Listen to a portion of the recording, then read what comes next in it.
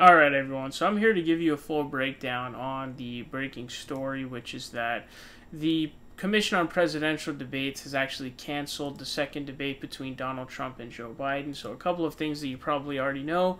One of them is that Donald Trump had tested positive for COVID. Now, we don't really know when exactly it was. He announced it, like 8 days ago. I think it was on the 1st of October.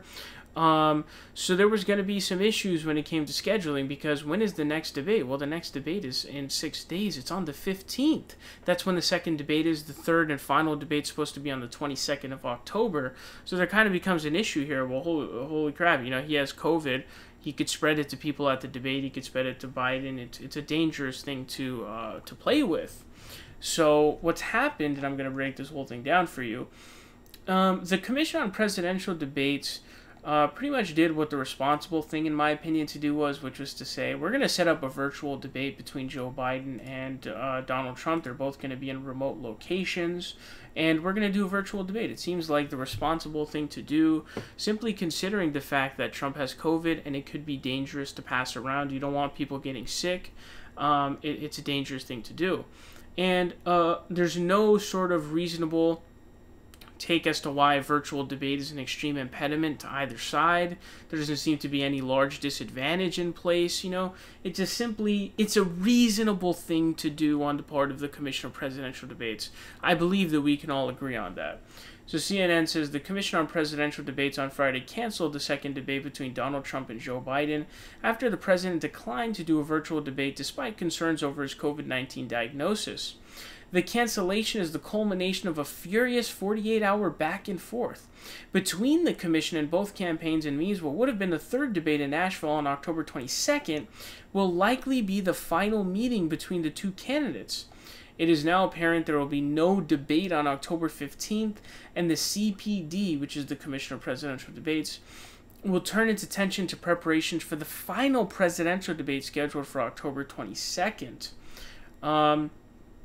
This is the commission, at the back end, their health advisors announced on Thursday morning that because Trump tested positive for coronavirus, the debate that was scheduled for Miami would be held virtually, with two candidates appearing from remote locations. Trump swiftly rejected that plan, saying he would not show up, and setting off a series of events that put the future of all general election debates into question.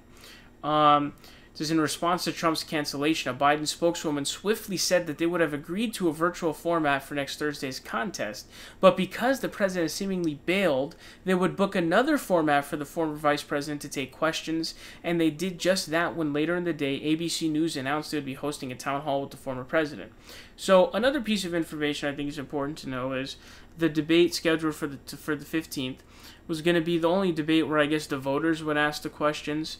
In terms of, I guess they would take questions from sort of random Americans via social media, probably. So that's one thing to note. Also, another important thing to note is that ABC News obviously here has agreed to host a town hall with Joe Biden, so there's going to be a Joe Biden town hall. And it appears that Trump is now in negotiations with other news networks to also hold a town hall. So essentially what that means is, in lieu of the October 15th debate, both independent parties will be holding their own independent town halls with different networks. I don't believe that they're going to be doing it with the same network. Here's something interesting as well. It says, the Trump campaign, in response to their candidate backing out of the debate, issued 3 statements on Thursday that slammed the commission, pushed the Biden campaign to agree to an in-person debate, and said they would be willing to push the October 15 debate back a week to October 22nd, and then move the third debate to October 29th, just days before the November 3rd election. But Biden's campaign rejected their proposal, with campaign spokeswoman Kate Bedingfield saying in response, Donald Trump doesn't make the debate schedule. The debate commission does. So this is also interesting because I think it's a reasonable proposal. I think that, so what they want to do is they want to push back the debate that's scheduled for the 15th to the 22nd, which is the original date of the third debate, but then push the third debate back over to the 29th, which I think is a reasonable proposal. But, for whatever reason, strategically speaking, maybe Joe Biden doesn't want to give Trump that sort of last-second heave, the last-second Aaron Rodgers Hail Mary, in terms of preventing sort of a possibility of somehow this sort of last chance long bomb to win the election is what it looks like. But I think that that's reasonable. But I think ultimately this really comes down to Donald Trump, because he's the one who's rejecting the virtual debate, which I just feel like everybody can agree with is the most rational and reasonable thing to do in this situation, considering that Donald Trump has COVID. Some people are even speculating that he knew he had COVID during the debate, and that's why he came late, because I guess he didn't take the COVID test and there was just an honor system in place. And so people are saying, damn, maybe he already had it by then. So it's a dangerous thing to do. So I think people are going to be like, okay, well, you should have just accepted the virtual debate, because it's a very reasonable thing to do. But, you know, I also think that the Trump proposal is reasonable, and I think something that isn't, you know, outlandish for the Biden campaign to accept, but for whatever reason, they're not going to accept it. You know, there's what's viewed here as political loss for Donald Trump, but obviously Trump is the one who needs this. He's the only one in the position who direly needs this. People prior to the first debate happening were saying that, you know, this was Trump's chance to sort of come back, because the truth is, he is getting plowed hard with no lube. He is getting destroyed and demolished in the polls. Virtually all of the polls that we're seeing, he's demolishing in the Rust Belt states, Arizona, North Carolina. He's winning all of these states by some pretty big margins. So he's reeling right now. National polls. At this point, the RCP average is almost 10 points, and there were 4 back-to-back polls. I think it went 10-12, 10-12, or it went 12-10, 12-10. I think it was 10-12, 10-12. And one of those came from Rasmussen, and another one came from Fox. The Rasmussen was the plus 12, one of the plus 12 ones. So it seems like consensus at this point is plus 10 or higher, around there. So he's really doing poorly here. So this is viewed as, this is Trump's last chance. But in my personal opinion, I don't believe Trump can do anything to really come back from this. I think he's in a hole so deep that he simply cannot make it back. He cannot get out. And not only that, I actually think him debating makes his odds worse.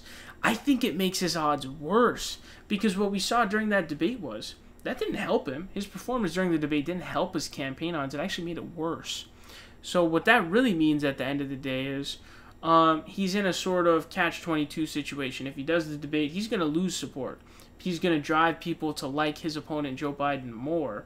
But then, you know, he's already down so many points that he's going to lose anyway. So there's no real way out for him. He's already kind of fucked himself into the ground.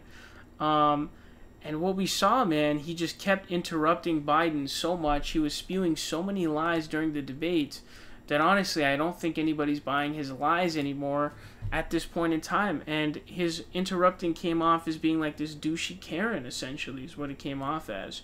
So it's just quite simple, man. And why did Trump not do the virtual debate? I don't know. Would it make it tough for him to interrupt Biden? I mean, that would make your chances even higher, because you came off like a really unlikable douche in that debate because you were interrupting so much. So there's sort of a lot going on here, but this is definitely a really huge deal. And I think the one thing that I'm concerned about is this does feel like it's towing a little bit of a line that I'm not really comfortable with, which in general is just sort of this sort of line that you're towing of like, you know, the Commission of Presidential Debates, you know, I don't know. It's kind of weird, because then it sets precedent and things like that. But who knows, you know? Let me know your thoughts down below. Definitely a pretty crazy story.